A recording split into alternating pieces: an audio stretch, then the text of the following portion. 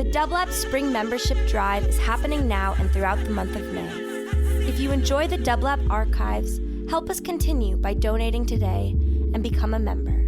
For more details, visit dublab.com/membership. Hello and welcome to In Conversation, a Dublab podcast where each week we will bring you interviews from the Dublab radio archives.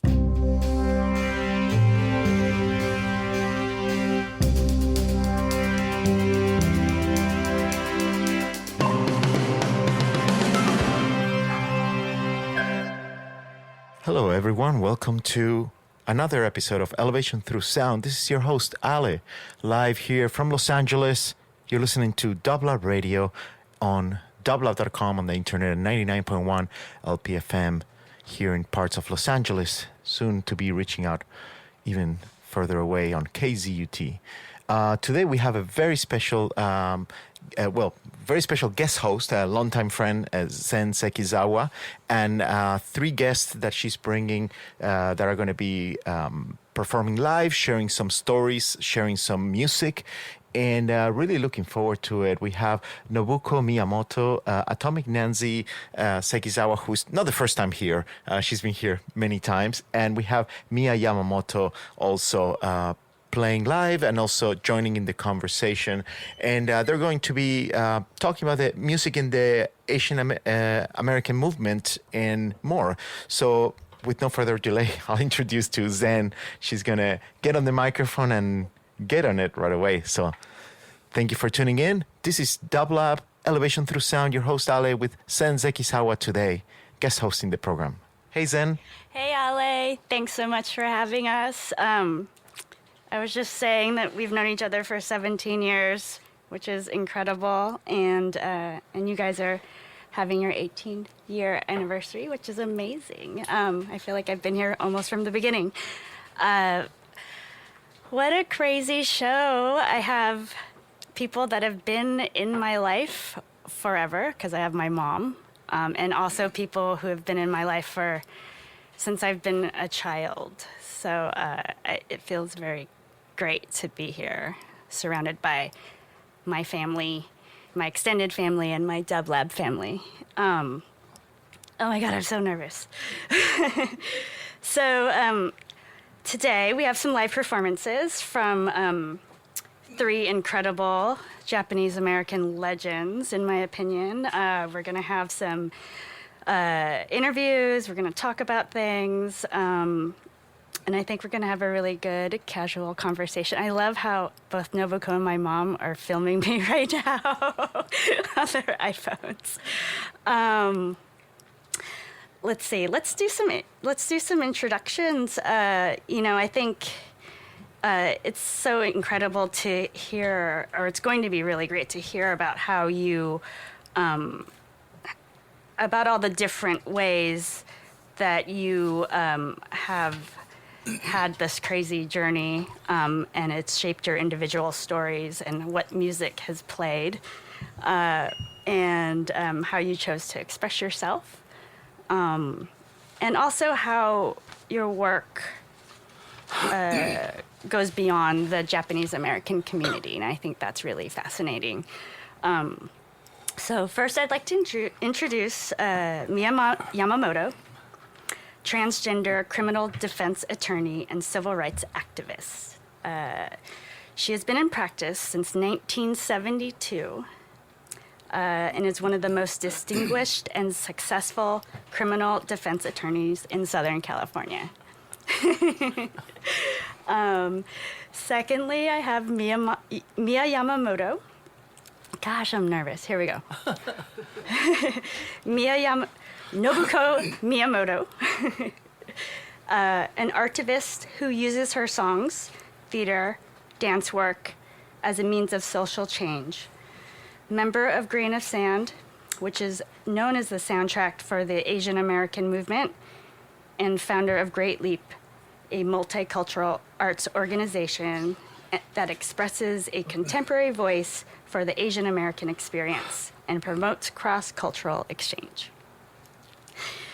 Lastly, I have my mom, Atomic Nancy Sekizawa, owner in the heart and soul of the historic punk institution, the Atomic Cafe, member of Hiroshima, also member of Great Leap with Nobuko, Fame Choir member, drug addiction counselor.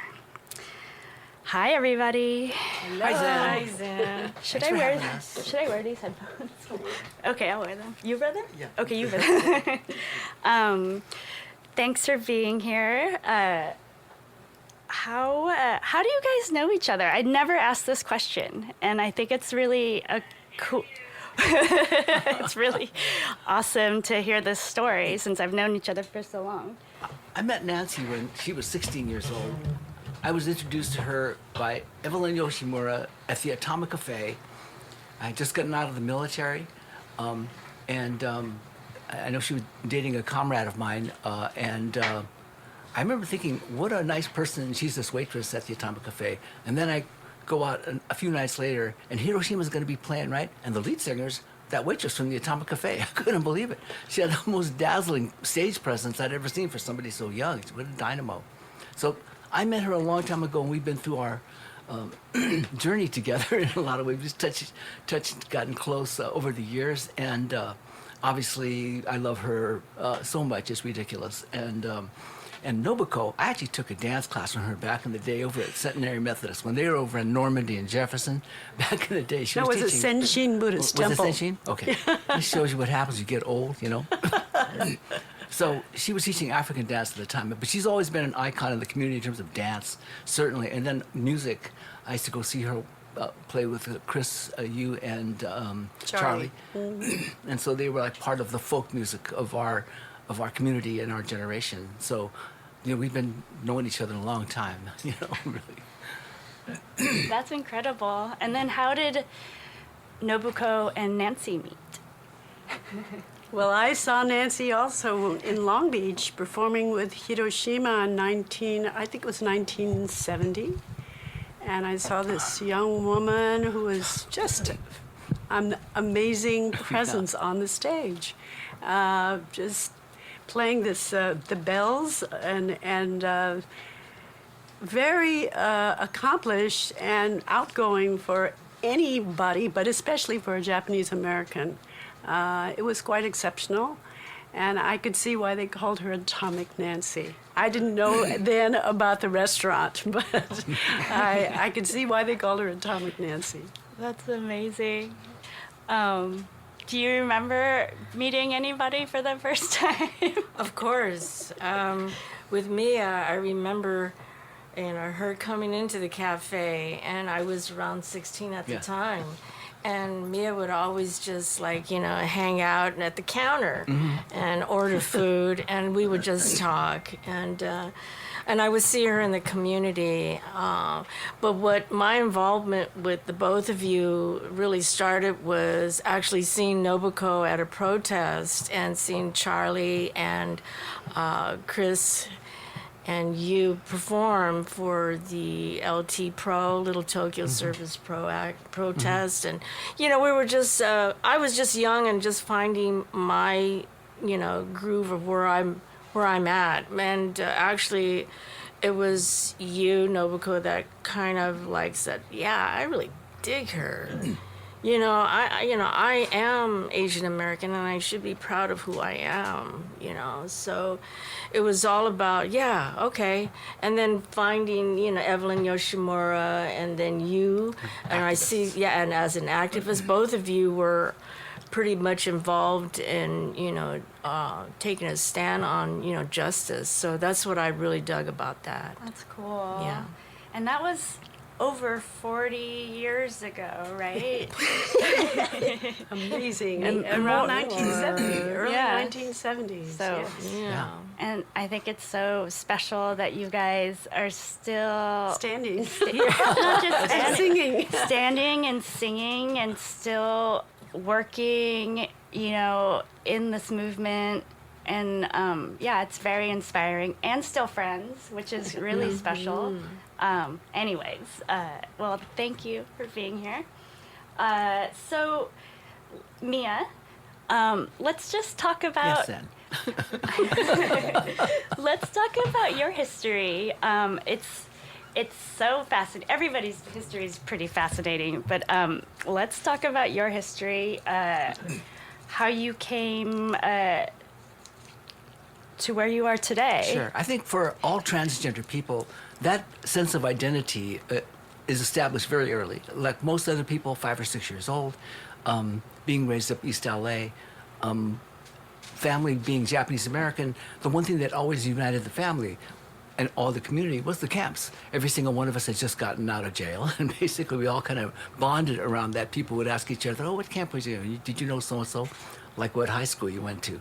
So that period of time being Japanese was a very beleaguered thing in many ways. You know, I didn't like speaking Japanese. I didn't even learn because that was so uncool back in East LA, to be honest.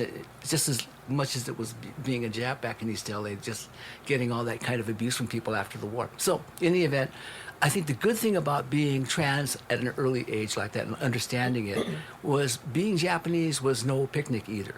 Being any kind of a minority in any situation, but being Japanese right after World War II was a particularly dangerous and difficult time. So growing up through that whole period of time, and I think the one thing I have in common with all transgender and probably all queer people, all LGBT people, is a sense of depression and not belonging, a sense of dislocation, and a sense of displacement with respect to where you are and what you're supposed to be. And growing up through that is a pretty depressing experience for any kid, not knowing that you're connected.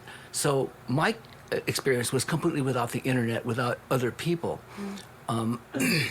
I didn't realize there was such a thing as a transgender person. I didn't realize there was even a name for it till I was probably in my teens someplace. So, you know, I buried that pretty deep and did what most transgender people do. They try to overcompensate.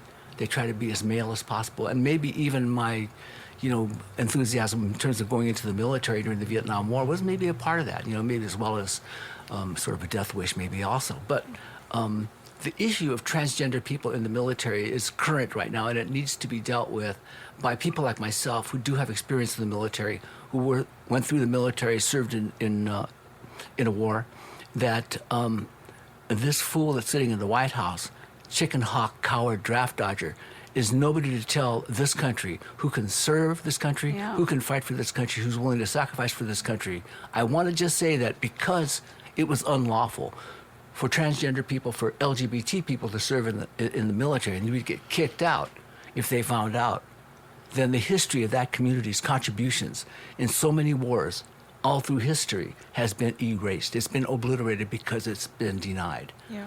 I can tell you because my experience is there's tons of LGBT people in the military. Anybody who's been in the military will tell you that. We know they're there. We're cool with it. We're cool with them. Mm-hmm. We're cool with anybody that's got my back. And so the idea that we can't serve in the military when we've served successfully, when we've made great contributions, great sacrifices, and great courage, is coming from a person with limited information, little data. He's one of these people who is a low data decider because he's a fool. Yeah. So that issue, I just want to elevate the issue from the point of view of a veteran. I served my year in Vietnam. I saw a war. I'm not proud of it. I don't think it was a just war, but I did answer the call of my country. And that's about it, basically. But I feel like it actually gives me my platform to talk back to the president when he says we're not fit to serve. Right. Incredible. And then how does music play into all of this for you? Music, I think for a lot of people, the arts, whether it's writing, whether it's dance, whatever it is an outlet that expresses things that can't be expressed any other way. And without that, there's like a pressure cooker that's really not getting released at all, ever. You need something with the kind of, from my point of view, the kind of fire and fury that can be expressed in music and can be expressed in dance and some of the more lively arts where people's bodies are involved. So I think that a lot of LGBT people, and I don't mean to speak for all of us, but I am an LGBT person, so I feel like I am part of that community, and I speak for a lot of them. There's a lot of creative people there, and I think it comes from that kind of seething frustration that comes from not being allowed to express your identity, not being allowed to express your authenticity. Yeah, I think that's great. It makes so much sense. Do you want to talk about the song you're going to sing for us today? Yeah, I want to sing 41 Shots, American Skin. It's a song about a man by the name of Amadou Diallo. He was a 23-year-old immigrant man from Guinea, and he happened to be on the street, actually, in New York City. And there was a New York City task force that was out looking for a particular serial rapist. And these guys, these police officers, were in plain clothes, in a plain, unmarked van. They came upon this man. They thought he was somebody else. He went for his wallet. He knew the drill. They're going to ask for his ID. Lifted up the wallet, and they shot at him 41 times. Yeah. They hit him 19 times. And the song is a dirge, and it's a song that was written in memory of somebody who shouldn't really be forgotten. His death was so senseless. I mean, I kept picturing myself on that porch. 4 white guys in a van, yelling at me, pointing guns at me. I know they're cops. I lift up my wallet. I'm dead.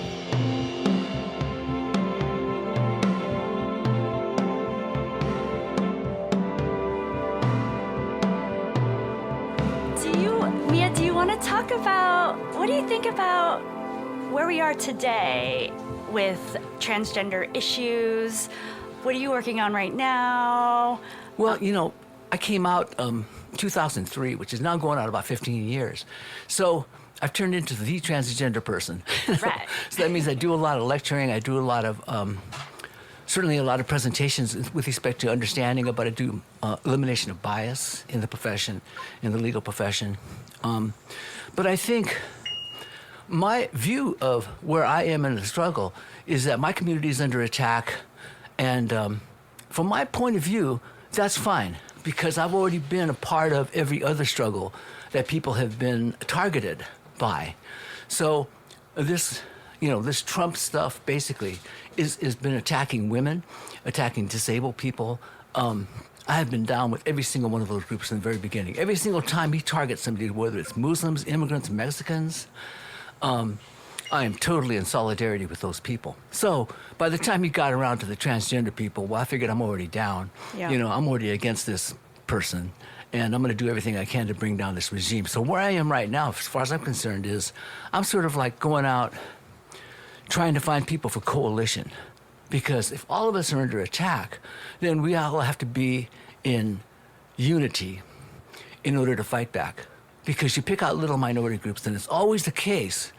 Every minority group has to be able to convince allies of the justice in our cause, to motivate them to stand with us, to speak up for us, and to march with us when the time comes. So I always feel like I'm doing a little bit every day to fight back against the oppression, against the marginalization of people, against the attacks on immigrants, on the attacks on people of color, and of course, my LGBT community. So I'm getting it from a bunch of directions anyway, is the way I look at it. Yeah. So, you know, I feel like I have my role to play, and all of us do. We've been activists since the jump, since there's been activism. So we always know that we have to be engaged, we have to be involved. It's just a question of how. And I feel like I'm trying to do this multicultural sort of organizing with respect to opposition to Trump and opposition to the Republican regime. And it's a work in progress. Yeah. We just got to figure out the best way to come together, what's going to energize and motivate people, what's going to get people to stand up and march, get them to stand out and vote and help other people to vote. All these things need to happen, and all of us are just a little part of it. But I thank you so much for giving me the opportunity to get on the radio and speak out to people about this issue, that I need to be out there. And I always say that, yeah, I'm a transgender woman. I'm open and notorious because I got to be there in order to help other people. But I want them to know what side I'm on and why. If I can actually reach out to people and maybe just get them thinking a little bit. That's what these songs are about. These songs are about, 41 Shots is definitely about Black Lives Matter. It's all about that.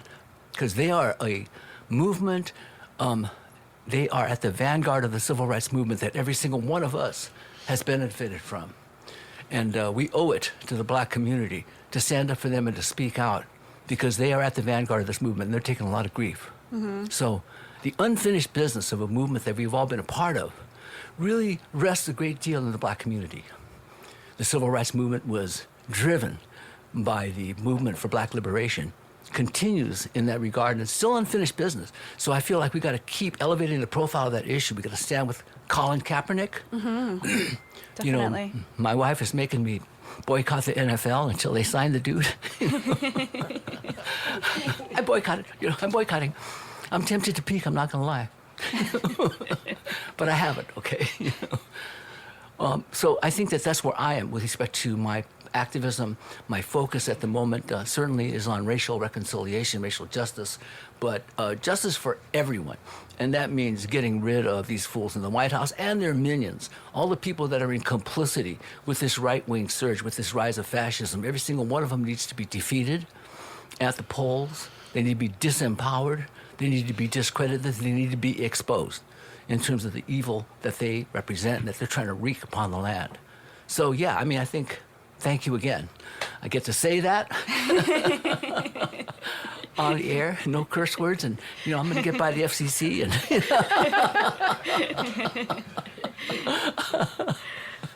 we have to be censored over there in Middle America, so. That's great. Yeah, I agree. It doesn't take much for me to boycott the NFL since I don't watch that much football. But like it's good. I have an extra reason not to watch it now. Is there anything else that you want to talk about in terms of specific projects that I you got would one like little to? pet project I wanted to talk about. International Bridges to Justice. Look us up, ibj.org, www. We are an organization that for the past 20 years or so, we've been trying to support defenders around the world in various places. We started off in China, Thailand, Vietnam, and Cambodia, and we expanded into Africa for the most part, Congo, Burundi, and the Middle East, certainly Pakistan and South Asia. We're in almost all 3 countries in South Asia. We're in Bangladesh, India. In any event, the project is a project that was meant to deal with and minister to the needs of prisoners all over the world, people that are in prison, whether it's rightfully or wrongfully, the conditions that they're in. So ibj.org, International Bridges to Justice, we were a group that was founded out of the Harvard Divinity School. Most of the people on the board originally were clergy, except for me. And the mission is apparently consistent with many Christian religions, and that is to minister to the needs of prisoners, people that are without power and without access.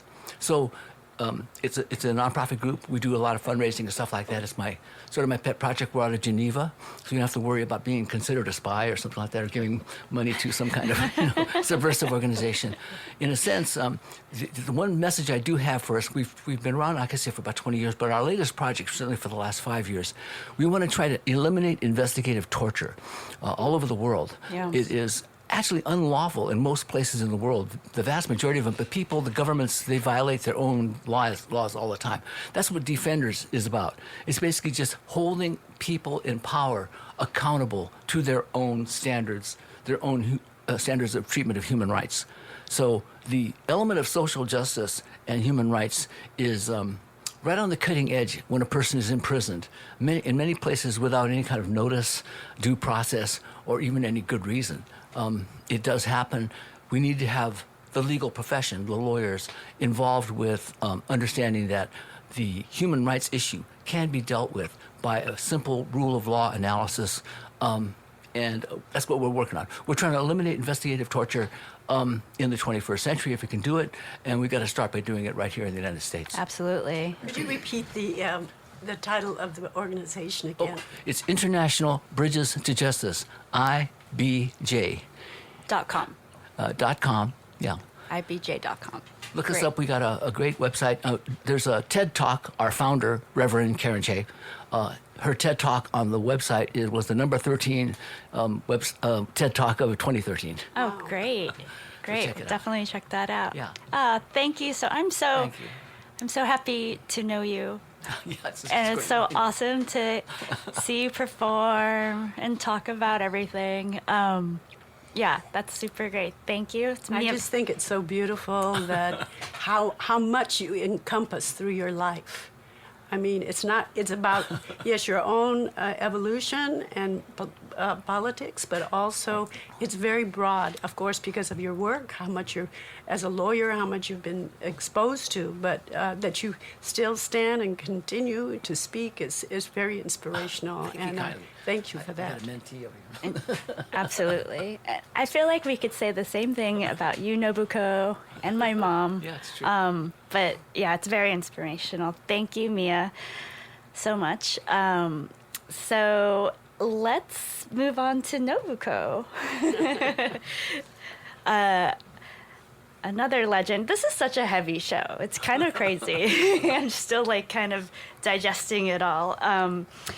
So we have Nobuko, an artivist, that your work spans so many years and so many communities and so many incredible issues.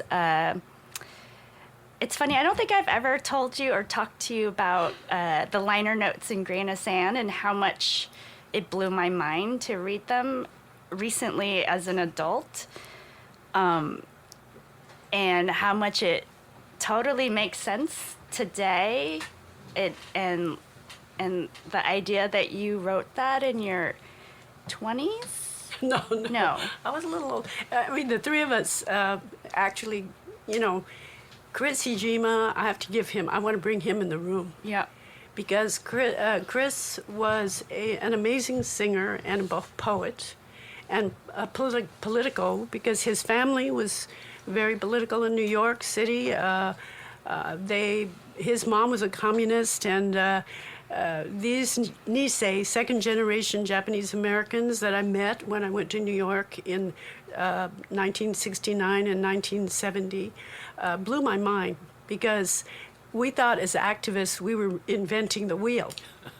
And here we meet these elders who are in their 40s and who are in 50s and who are have been in the struggle for human rights and civil rights for many, many, many years, and had taken risks to speak out. And we're now looking at the Black Panthers, where we're looking at what the U.S.-Japan treaty, all of these things that were very contemporary at that time. Mm-hmm. And we're taking a stand on it. So that was very inspiring to see. And so Chris Ijima, whose parents were involved in this group called Asian Americans for Action, happened to be a poet, happened to be a singer and a guitar player. And I didn't even know he did that until we went to Chicago. And he didn't know that I sang until we went to Chicago and met with Asian American activists from the West Coast and brought together both of these East and West Coast activists together for the first time in 1970, the summer of 1970. And without a plan, without, about thinking about culture or anything like that. We were thinking about, changing the world. And we went to visit the Black Panthers, who had just lost their leader, Fred Hampton. They greeted us like brothers and sisters. We walked through the streets and came upon this group of Native Americans who had erected a huge teepee right in front of Wrigley's Field and were fighting for better housing for Native people in Chicago. And then we go back to our this church that we were sleeping on the floor and greeting all of our brothers and sisters for the first time. And late at night, Chris brings out his guitar, and he just starts fooling around. And then we just started creating a song sort of spontaneously. And the next day we sang it for this gathering of not only younger Asian American activists, but the Japanese American Citizens League. Mm-hmm. And here we were, this scruffy, couple, long hair and beard, and we sang this song. Actually, it was called "The People's Beat," based on what Fred Hampton used to talk about, the People's Beat, listening to the People's Beat. And that was the beginning of this moment of realizing that song was a powerful means of communication. When we sang it in front of this group in Chicago, it was like it was a flash of light that came through electricity that came through everyone.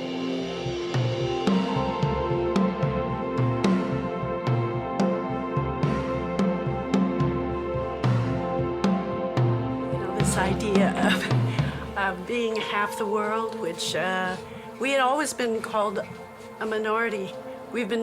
That's been pointed. We grew up, you're a minority, you're a minority, you're a minority. You're the yellow peril.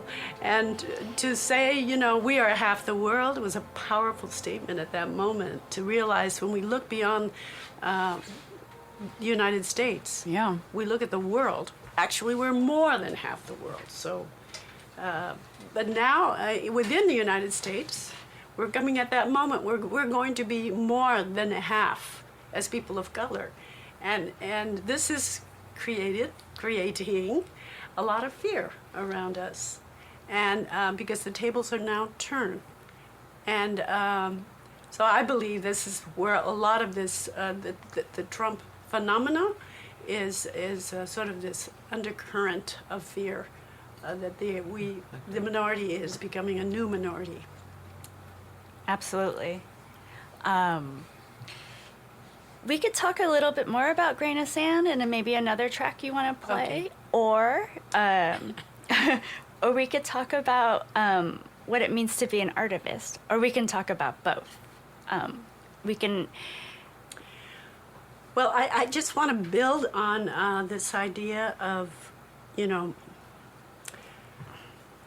the three of us being sort of elders now, and it's hard to to say that word sometimes because you don't really feel that way. You still feel like you're looking at the world with fresh eyes. True. Yeah. But how important it was for me to look at the Nisei in New York and say, "Oh my God, these people have been active, for half their lives, and now we're looking at ourselves and saying." This connection between the younger generation and ourselves is really important because this link is what's going to connect you to the past, what we've been trying to build in the past, and carrying it forward in the future. That you're not inventing the wheel, you're continuing a sort of tradition of social change that we have been a part of. We didn't start it, we've just been a part of it. And that continuum is what I'm really interested in thinking about and building as we move forward in our whatever is left in our lives. And we should be grateful. The three of us are really healthy and strong, still on our feet and still kicking. So I want to talk a little bit about how music has been a link to a powerful way of linking with other communities. That even in New York, when I was living in New York, I lived in a neighborhood that was Puerto Rican and Dominican on the Upper West Side. So, and actually it was the first time I ever felt like I was living in a neighborhood, a real hood, where I could sit on the porch and talk to people and really meet. And we started noticing, because my brother and I was living in this apartment, and we were having parties on the weekend with Asian Americans who needed desperately a way of coming together. Mm-hmm. And these parties were getting bigger and bigger and bigger. And we finally decided, because we started seeing that the Puerto Ricans and Dominicans were taking over these buildings. And this is a present situation now, because they are pushing us out of neighborhoods. And we're not able to find places to live, to exist. But these people in New York City were saying, we're going to take these neighborhoods back. And they were doing it in the middle of the night. They would take over these empty buildings that were, and they would start moving families in. And the city couldn't really move people out. It looked very bad to move children and families out of these buildings. And so we went to them and said, can you help us and find a storefront so we could have a gathering place for Asian Americans? Mm-hmm. And they said, oh, sure, this is El Comité, this Latino group. And they took us around the neighborhood and said, oh, this is a perfect place for you, the storefront. on 88th in Amsterdam. It had a, and they helped us take over this place in the middle of the night, and we cleared off the storefront, and we settled in this place, and we wanted to give it a name that would be powerful. And so we landed on a name that Malcolm X, the phrase that Malcolm X used to use: "Chickens come home to roost." And that was the name of our storefront. Chickens come home to roost. Except what happened is the El Comité used to call us the chickens. Oh, no. Wait a minute. But anyway, we were exposed to a lot of Latino people, of course, and we started wanting a way of communicating. And they had created, along with my brother helping, they created a cafe, a beautiful cafe. They would gather, these spools and create the tables and chairs and entertainers and musicians with Nueva Canción would come and sing there from Cuba, Puerto Rico, Peru, from all over Latin America. It was a very powerful moment, and we were listening to this music. So Chris comes in one day and he's got the beginning of a song in Spanish. And we built on this song, and I want to play you this song because it was sort of our entrance to the hearts, I think, of Latino people in New York City. Somos asiáticos. We are Asians.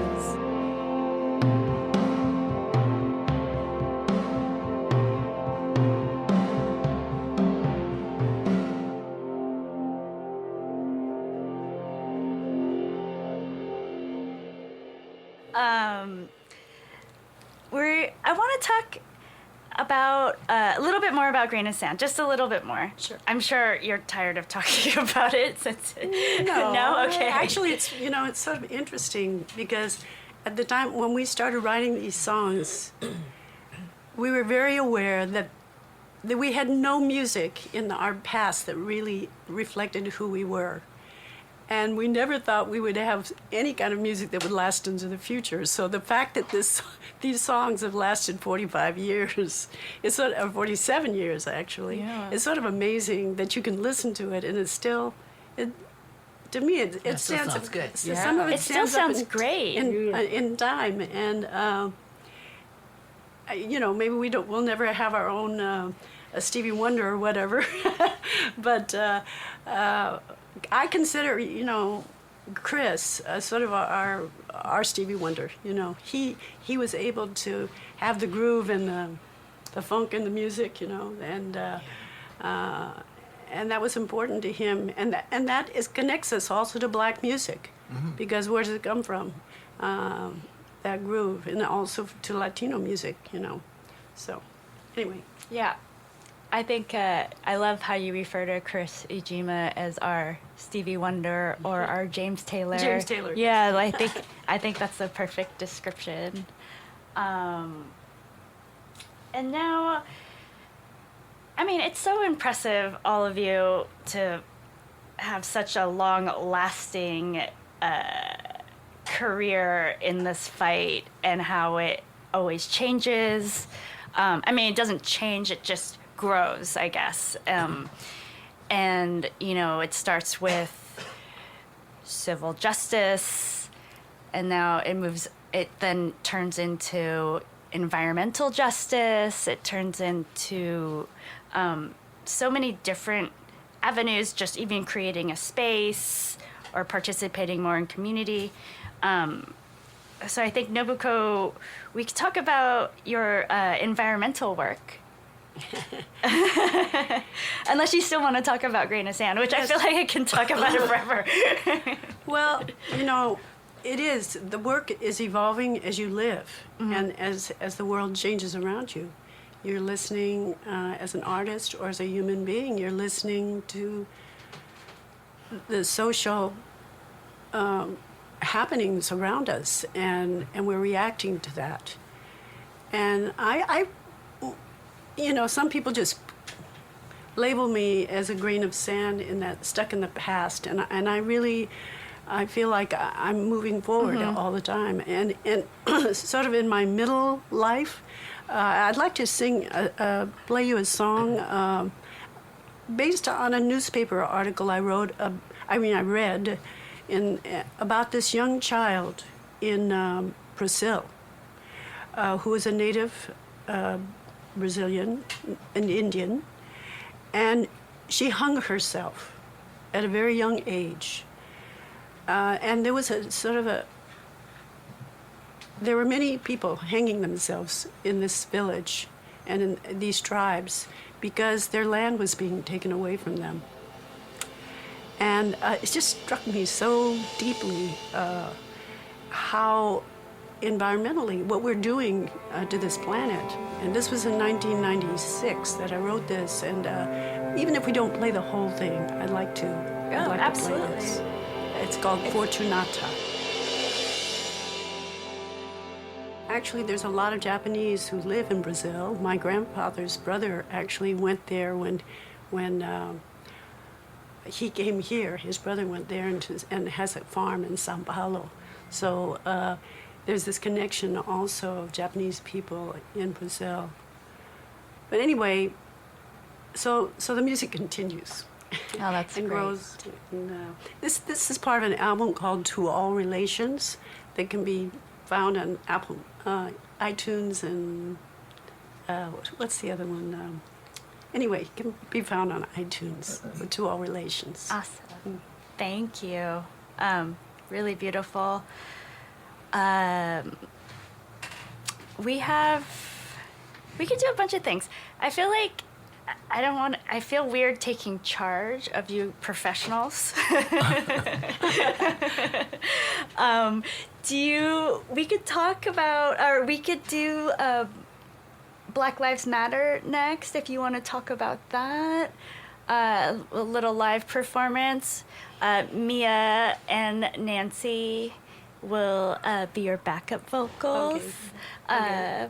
Yeah, we can do that. You want to do that? Okay. All right. Do you want to talk about the song a little bit, or do you want to talk about it after?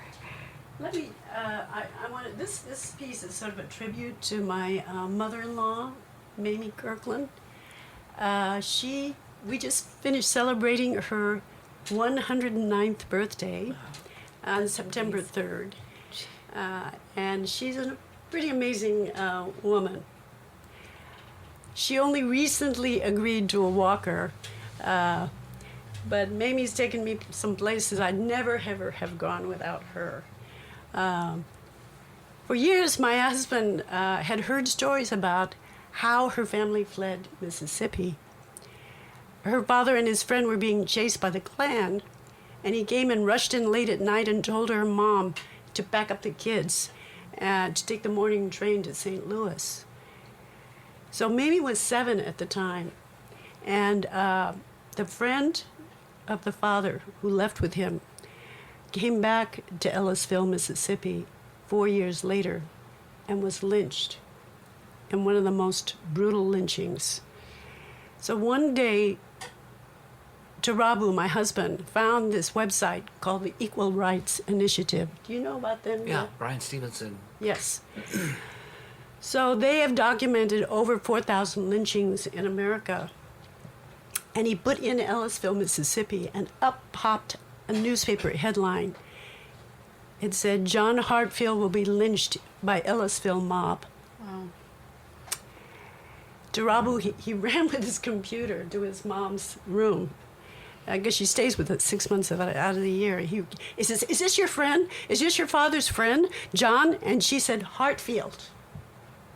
And at that moment, Tarabu knew we all had to go to Mississippi. And he knew that his mom had to go back there with him.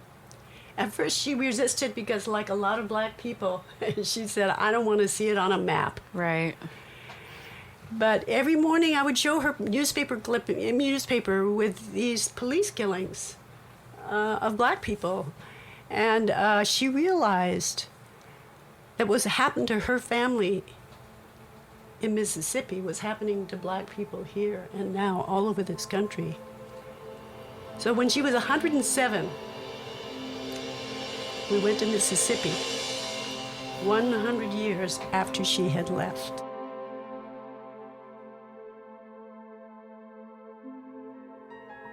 In Ellisville, Mississippi,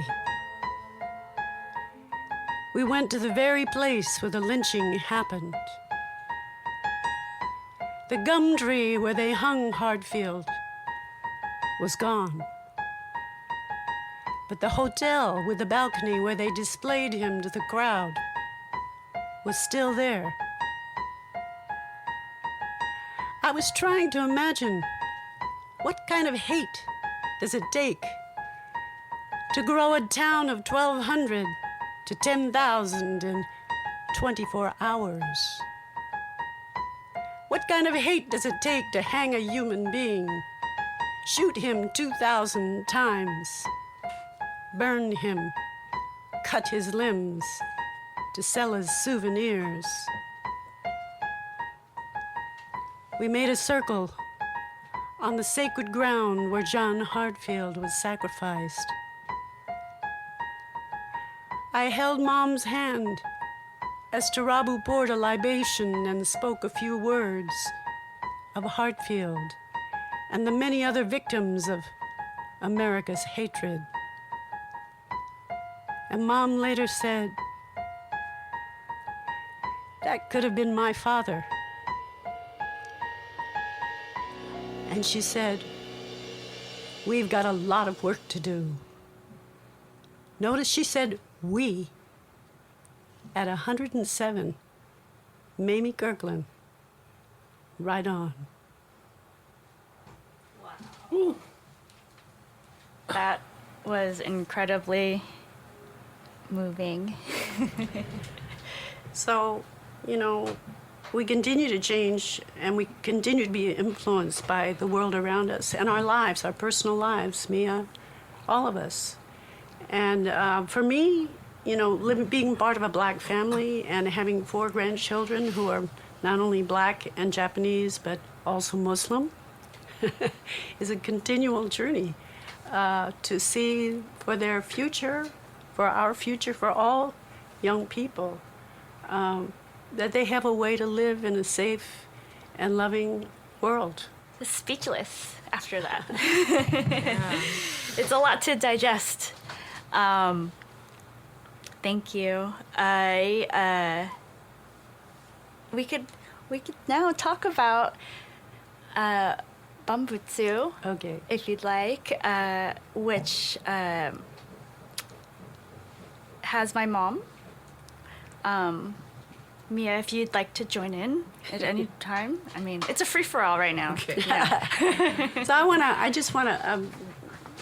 So how is being a person of color and the environment fitting together? Mm-hmm. Well, we know now that communities of color are the most fragile, the most affected by the environmental injustices going on in the world. They have the most pollution. They suffer from not having good food there. They suffer from having, communities that are really left on their own. You know, they don't have stores that have fresh vegetables. And they have all these fast food places around them. So there's a big movement now to bring environmental justice to communities of color. And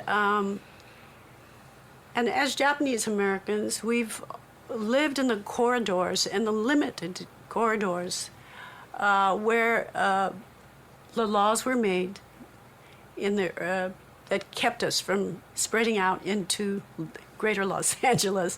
So Boyle Heights was a very important place for us. After the war, my family came to live in Boyle Heights. I don't know where your family went, Mia. East LA as well. East LA, yeah. So Japanese and Latinos had a long history together. Little Tokyo and East LA is connected by a bridge, the First Street Bridge. It's just a walk across. I went to school in Boyle Heights and grew up eating Mexican food and went to a dance school. Actually, there was in Boyle Heights was the first place I went to a dance school. Oh, really? That was run by a Jewish family, Jewish woman. And so the Jews and the Latinos, Russians also were in Boyle Heights as well as Latinos and Mexicans mainly, and Japanese. And then you cross the bridge, and there we are, Little Tokyo, where the Atomic Cafe. When did the Atomic Cafe come to Little Tokyo? Back in 1946, right after World War II. Right. But getting back to what you were saying, I know that Zen and we grew up over there on 2nd and St. Louis. We had an apartment there. And my mom used to visit a lot where my aunt was living on right behind the Hollenbeck police station on 1st and St. Louis. And the proprietor of that property was a Jewish woman. And she just opened up the doors, for us, because she knew oppression. Yes. So if anything, I still frequently go over there. And it's so marvelous what you do in collaboration of music and arts with all the multicultures that you're doing. So, also what's now people call Bronzeville, the strip along Central Avenue and San Pedro, was also part of the, what do they call those laws that kept us...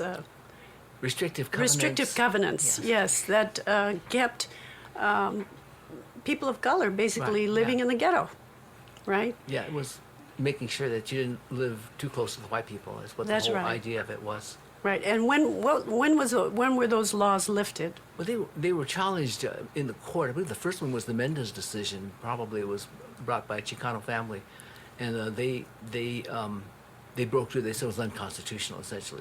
So that was lifted at that point. Although those covenants remained in the contract, real estate contracts, for years afterwards, they just were illegal. So it was only in the '60s, I think, or in the '60s that these laws were lifted. It might have been late '50s, '60s, someplace in there. I don't remember exactly. So I know that my family lived on the avenues near Adams, up and down, and Jefferson, up and down. So we lived in communities with black people as well. And again, because those are the places that we were allowed to live in. So we've had this history of interconnection and intersectional history. And some of that jumps over into music, of course. And I met Quetzal Flores of the band Quetzal, and he, I was at the time writing Obon music, which is these circle dances for this Buddhist celebration of memorializing our ancestors. We dance in the circle in the summertime to remember our ancestors. And he invited me to a fandango class, which is a circle of players of jaranas, these small guitars. They circle a platform. And I said, oh, that's like Obon. We dance around the platform, and you're playing around the platform. What would happen if we brought these two elements together? And he said, yes, that's Quetzal. So it started us on this journey. And the first thing we did was, of course, write a song. And this, when was this? This was 5 years ago.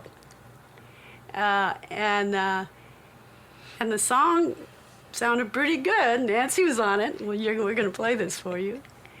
And we did this song, and of course it had to have a dance.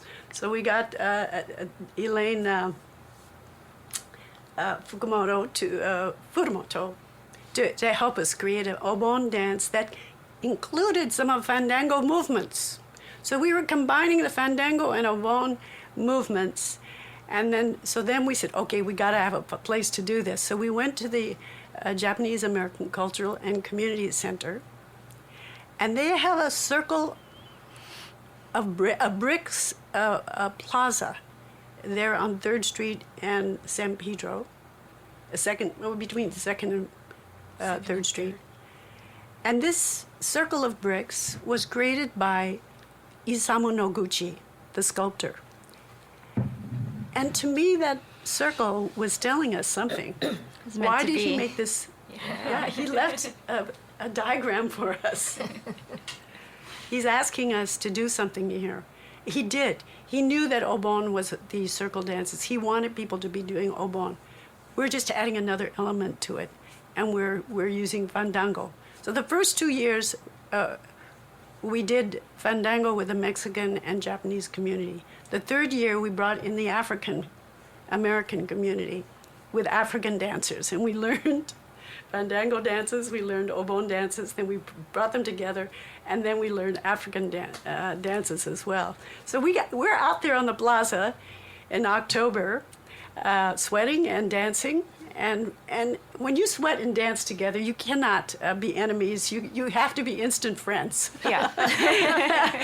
When you dance together and play music together, and you see how we fit together, it's really, I think of it almost, it's on a spiritual level, but also physics, you know? It's that energetic connection. And so it's interesting that this piece, Bambutsu, which we grew out of a talk that Reverend Godani at Senjin Buddhist Temple gave to me and Quetzal and friends, and said, no, this song cannot be a fusion. It has to be a conversation. You can't just mush the cultures together. It has to each remain true to its own form. So that was our challenge. And Nancy and I have been singing together for quite a while on different occasions. And her voice just really carried this song so beautifully. And we couldn't live without Nancy. She's our fire. And anyway, this song is done at Obon festivals all across LA County, 18 Obon festivals in the summertime. I think 10,000 people or so dance this dance every year. It's danced at Nisei Week, at the end of Nisei Week. So hundreds and hundreds of people dance it at Nisei Week.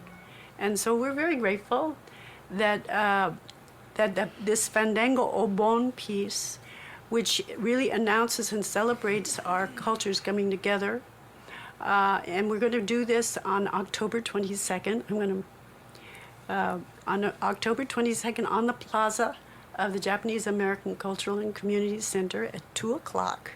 We're going to be out there sweating and dancing together. And I want to invite everybody to come into that circle, because in that circle, everyone can be seen, and everyone belongs. And it's especially important today as our government is trying to chase away and deport Americans who look like us and who deserve to be here, just as the Europeans made their way here and made their and held on to this land. We also have a right to hold on to this space. So these spaces that we honor, like this circle and this plaza in Little Tokyo, is very important to us. And we invite you all to come and dance in this circle, a very simple dance. It's called Bambutsu no Tsunagari, which means 10,000 things all connected.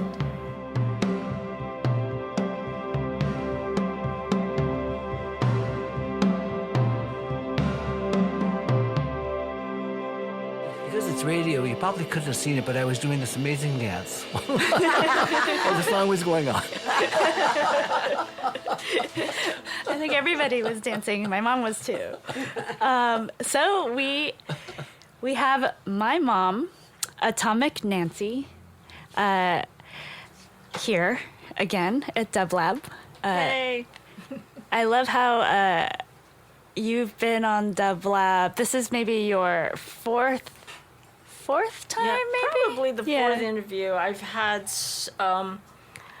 the honor and the privilege to spin some of the old records, which, you know, I still have that collection, boxes and boxes from the jukebox.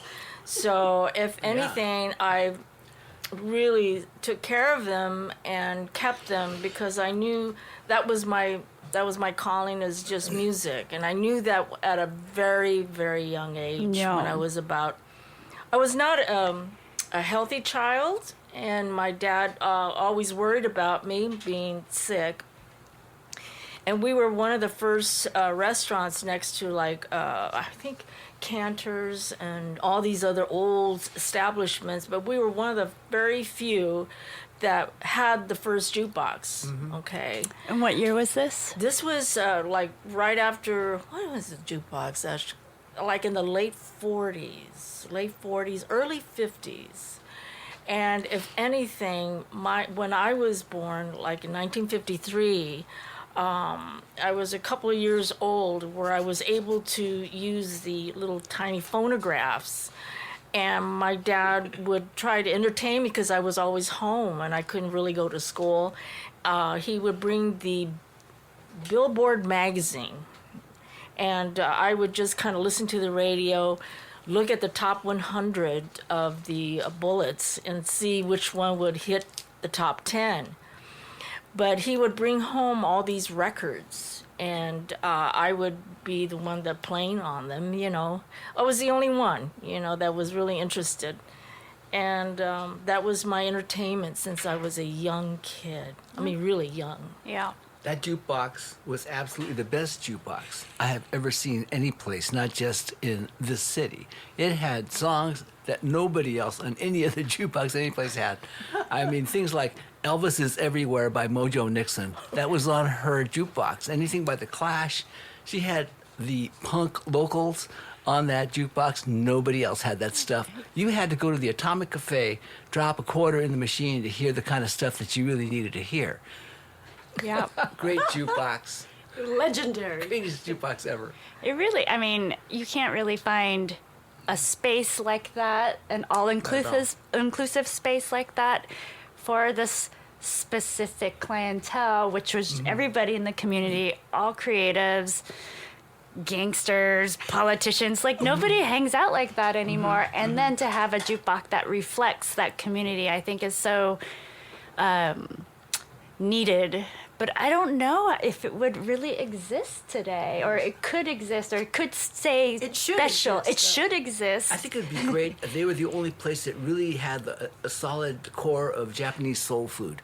You know, straight out of the hood, straight out of the community, the kind of stuff people put together at home. Yeah. And so I didn't know of another restaurant. Other Japanese restaurants were classic Japanese restaurants, teriyaki, you know, that type of thing. But the Atomic Cafe had the kind of concoctions that I would make at home. Like And you Wiener could get- Gotcha? Exactly. You know, some gotcha, chashu gotcha. Go-go chicken. Yeah. That was an amazing place. You know, yeah, that's the reason it was such a hangout for so many different people. I mean, not just rock and rollers, punk rockers, and like you said, gangsters, politicians, celebrities, actors, and people like that used to come out to the Atomic Cafe. I remember it became such a target, such a destination for people especially during the 70s, 80s, I thought, you know, because I'd cruise by there at nighttime. I'd go visit my homies in the jail there, visiting my shut-ins. And I would usually come down there about 9 or 10 o'clock, hit that jukebox, man, hit honky-tonk women, and I'm ready to go. I'm ready to rock. Yeah, and Amir was always on the jukebox. She was Yeah. just always like I love plugging, that you jukebox. know, always playing. And it was when one would walk in. I'm talking about like back in when the punk movement was starting to happen 80s. in the mid '70s and early '80s. When you open up that door, it was like the volume was up at 10. And, you know, I was hoping to scare people off, but people just started coming in. There was a line outside to get in. But, you know, it was just an unusual place and an eclectic place. And Yeah. also it was open really late, right? Yeah. Yes, and you know what? Back in the old days, you know, the punk movement during that time, before around 1960 until it closed, was from 4 in the afternoon. It would open until 4 in the morning, 7 days a week. But Dad had it 24 hours back in the day. He just had it going on, you know. So it was Mom and Dad, both of them cooking. I still have those pictures of them, you know, in back of the kitchen. My mom in this, you know, white little, you know, waitress outfit, and her hair and her lipstick, and Dad with the chef hat, you know. But I still have those pictures, and it's just a lot. It's so much history there. But it was the place where most of the JAs, World War II vets that would come, I mean, like, it was for everyone, and everybody was welcome. Like, And that- everybody was treated the same. everybody was I treated the same. love the story of, I guess, in the 80s. I maybe was there, but I was too young to remember this firsthand. But where, it was like a Saturday night and there was like a line out the door. And this guy tried to cut the line to take pictures and Oh, you yeah. kicked him out. Yeah, I did. But then my dad was like, that was Andy Warhol. Oh, wow. And my mom was like, I don't care. He has to stand in line. And I guess he was trying to take pictures for an article for Rolling Stone about downtown LA and how, it was like the punk epicenter for the time. And he was going to Chinatown and like Madame Wong's and Al's Bar. So then I found the issue that he shot, Really? for the story. And all the pictures of the atomic are from the outside. You know what? I remember specifically if I could do a CD or a picture of every booth, because we had about 7 booths, who was in it. And I could just see that one window. We had this window, and I saw him just like peering out like this, trying to look in to see what the hell was going on. And, and it was him with that white hair. Yeah, and I'm yeah, going, very white oh. And, pale looking in guy. booth 2 would be Linda Ronstadt and Jerry Brown. They freaking took up that whole booth, and she only had a glass of milk. Yeah. And then in booth 1, I remember David Burton from Talking Head, and when I took his order, this is what he said. He says, I would like an egg foo young and a glass of water. And that was it. I'm going, okay. And, like towards the end of the, like around about 2 or 3 in the morning, I would see Rodney Bingenheimer. And he was the one that actually got me going on the, all the punk things, because I was working back in the kitchen and I would have that punk music going on K-Rock. But yeah, I remember his order, 2 eggs over medium with French fries and a piece of toast. That was his thing, Rodney. Yeah. I think we should talk about, let's quickly talk Okay. about Grandpa and Grandma, your mom and dad, who opened the Atomic Cafe, who I think, also very punk of them to open a place called the Atomic Cafe right after the war. I think is super, it makes sense that, when they had it, it was this place that was for everybody. Everybody was treated the same. It was all inclusive and slightly anti-establishment. And then when you took it over and made it into this punk institution, and it's the same concept. No, I agree. Yeah. The punk aspect of it, just calling it the Atomic Cafe was totally punk.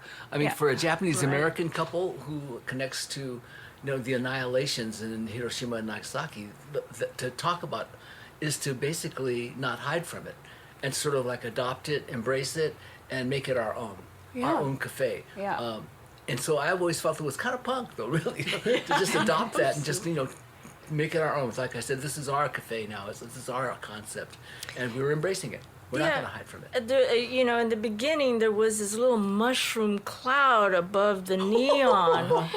And so, I believe some of the community folks were going, God, Matoba-san, isn't that a little rough? Yeah, yeah, that's a little He harsh. says,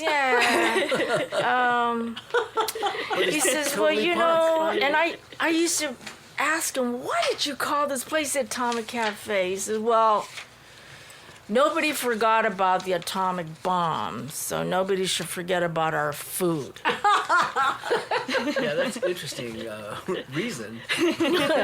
But Dad was a real rebel. He really Yeah, it was. sounds like it. Yeah, he didn't really care. He opened up this place, like, look at those cockamamie hours, like 4 in the afternoon to 4 in the morning, 7 days a week.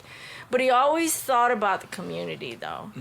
I just know that Dad, why because he thought about the seniors, especially on Thanksgiving and New Year's Day, where the ozoni, he made it free for everybody, you know, especially for the people who were seniors in the community that had no family. So that's why Dad did it that way. Right. He always thought about family. Yeah. Great. Yeah, there's a lot of history. Let me just say that people forget that the Issei and the Kibe were marginalized during the war. In the camps, there were certain groups that tried to make sure that they had no say in what was going on in the Japanese American community because they were so afraid of disloyalty, what they thought, anybody that had any kind of a connection to Japan. So they were cut off in many ways and marginalized and made basically they were kept out of leadership, let's put it that way, in the camps. And that was very much done by design by some of the operatives from the JACL who just wanted to make sure that only the citizens, only the young people could vote, could have power, and could have any kind of say or leverage. And that was done to marginalize the very people that after the war we needed the most to take care of because they had been the most excluded, the Issei and the Kibu, who are people that were born in Japan and people that were educated in Japan. Anybody that had that kind of a connection was, to some extent, seen as an embarrassment to certain elements of the Japanese American community. And they were marginalized and they were targeted and they were discriminated against, essentially. So the people that ministered to them, including my dad was a lawyer, and that was his cause celebre, was the Issei and the Kibe, who had been treated the way they were in camp. And so he took them on as his most important task. But let me just say one last thing. My dad was a member of the NAACP. My father was an ACLU lawyer. So there's a lot that I take from his legacy. But he understood very well at the time that there's people getting marginalized, people being oppressed. They're the people I need to help. Wow, 2 hours goes by so fast with you all. I was nervous that we wouldn't be able to fill it up, but I feel like we could stay another hour. I guess what's so impressive is how you have all sustained the energy to do this work for as many decades as as you have. And I would like to know what your secrets are. Mom? Okay, yeah. I just say one thing, and that's in the circumstances that you find yourself in is what you have to rise to. If things were just and equal and inclusive and all sorts of things, we probably wouldn't be as active. However, with all that's what's wrong with the world, with this country, with our society, with this presidency, we can't stay quiet. We have to be active. We have to get out and oppose the fascism that's rising up against our people, our country, and we have to be active. And it isn't just something that sustains you. If there was some justice out there, maybe I could rest. Yeah. But because there's so much injustice, so much evil, so much suffering out there, unjust suffering, we have to stand up, speak out, march. We have to make sure that we're very vocal and very present and very public with respect to what we do, because we have to make a difference. We have to fight back. It's coming after people who are vulnerable, some of the most vulnerable people among us. Those of us who are active and who are connected have to be active. We have to advocate. We have to confront that which is happening to our people, to all people, because what we do is for the common good. Ultimately, this is what patriotism is all about. It is sacrificing yourself for the common good. Right on. It's for throwing away your career like a man like Colin Kaepernick to raise and elevate the issue of police brutality and racism. To do that shows how much they care about each other, how much they care about our own people. To stand up and say, we can be better than this. We can make this better, but we can't do it by doing nothing.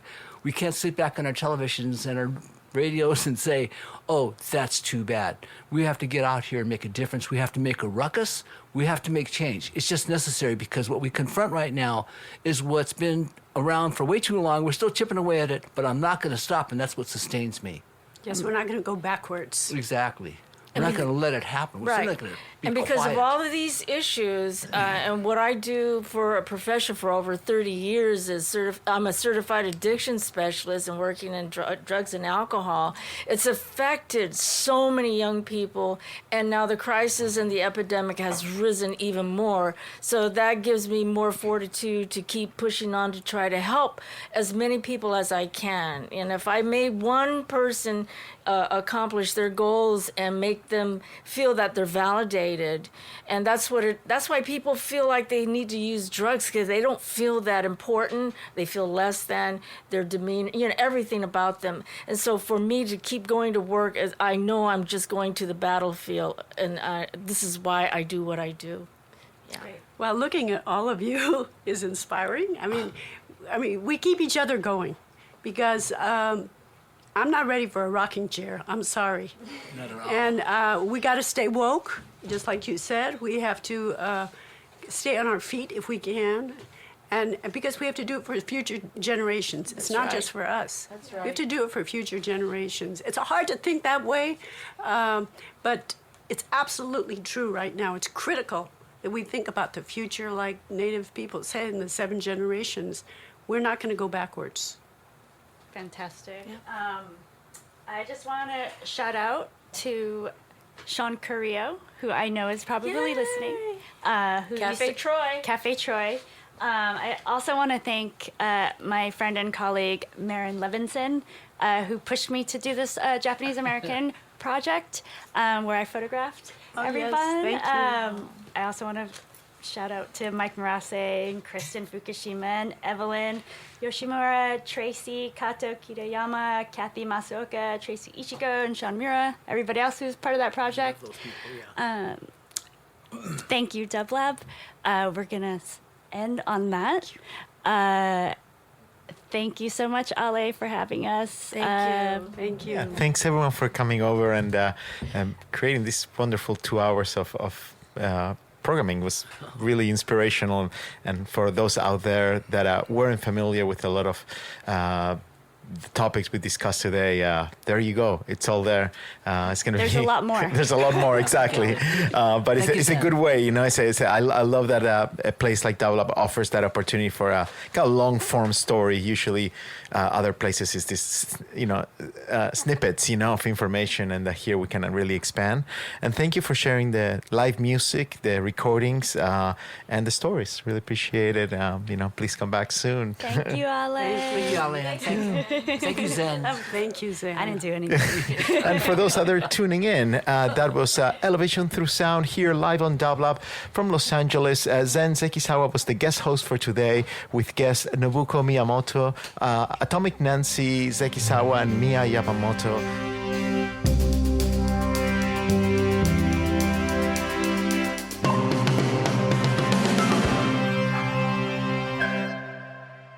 In Conversation was produced by Dublab, a nonprofit radio station broadcasting live from Los Angeles since 1999. Sound editing and theme song by Matea Baim. For more programming, visit dublab.com. And thank you for listening.